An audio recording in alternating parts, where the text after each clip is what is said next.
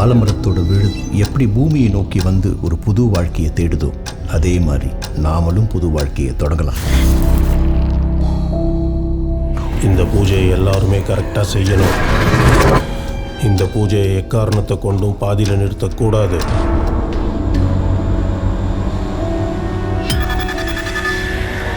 நம்ம வேற உலகத்துக்கு போகிறோம். இப்போ நாம் இருக்கிற உலகம் ரொம்ப சின்னது. ஆசை ஒரு மனுஷனுக்கு இருக்கிற சாதாரண விஷயம். ஆசையே வராத இடம் மரணம். அது மேலேயே ஆசை வந்தா நம்மளோட புது உலகம் இன்னும் கொஞ்ச நேரத்தில் நம்ம கையில்.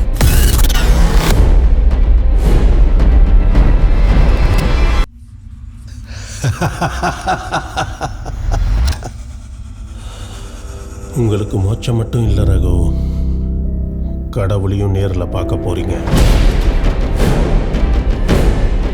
ஒருத்தர் சூசைட் பண்ணலாம், ஆனால் ஒரு குடும்பமே எப்படி சூசைட் பண்ணிக்கும்?